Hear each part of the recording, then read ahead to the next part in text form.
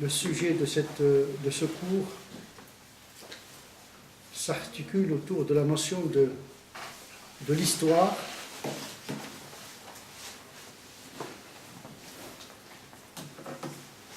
en tant que dimension, tout d'abord de la révélation, mais également en tant que contexte de celle-ci, et qui a été à l'origine de la formation de toute une discipline qui se développa au fil de l'histoire musulmane, jusqu'à l'époque de Ibn Khaldoun. L'histoire, selon le Coran, est l'histoire du monde et de la création. Il parle de la méta-histoire. Il englobe le monde physique, le monde perceptible, le monde imperceptible, alam al-ghayb, alam al-shahada, l'histoire, même si le mot n'est pas usité dans le Coran. Tarikh, c'est un mot qui n'existe pas dans le Coran.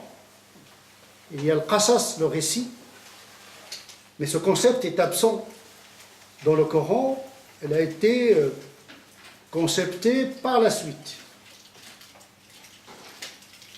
Mais si l'on considère que l'histoire est le récit du monde, effectivement, le Coran parle d'un récit, d'un dessin, d'une histoire gouvernée par Allah subhanahu wa ta'ala. Depuis les commencements. Et par essence, le commencement est une question métaphysique. Comme les fins dernières. Ces deux dimensions de l'existence échappent à l'histoire en tant que discipline scientifique. L'histoire en tant que discipline scientifique, entre guillemets, ne s'occupe que des phénomènes vérifiables, perceptibles, compilés, rapportés, alors que les commencements, le Coran parle des premiers moments de l'existence, en disant qu'ils n'étaient pas témoins lorsque j'ai créé les cieux et la terre.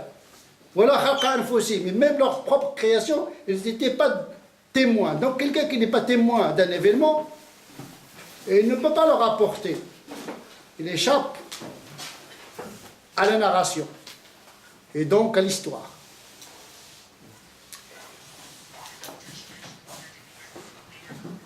Et donc l'histoire pour le Coran est l'histoire du monde depuis sa création jusqu'à la fin de la résurrection, jusqu'à la fin du monde, c'est-à-dire la résurrection et le retour à Dieu. C'est-à-dire qu'en vérité, l'histoire du monde se résume dans cette boucle bouclée de Dieu ne venant et à lui le retour. Métaphysiquement parlant, notre histoire est circulaire. Le commencement est un retour. Ça s'appelle la théologie de l'histoire, la métaphysique de l'histoire. Par la suite, cette perception est devenue la philosophie de l'histoire que nous allons aborder à la fin du cours, comme une sécularisation de la théologie de l'histoire, c'est-à-dire le sens de l'histoire. Est-ce que l'histoire a-t-elle un sens ou non? Mais ça, c'est la question de la théologie, de la métaphysique et de la philosophie. La question du sens de l'histoire ne fait pas l'objet de l'histoire en tant que discipline scientifique. Donc il y a plusieurs approches de l'histoire.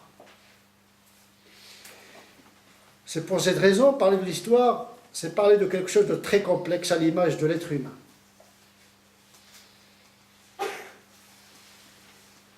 Sachant que l'histoire dont il s'agit dans le Coran n'est pas uniquement celle de l'être humain. C'est celle du monde invisible, des phénomènes naturels et du phénomène humain. Donc c'est une histoire globale.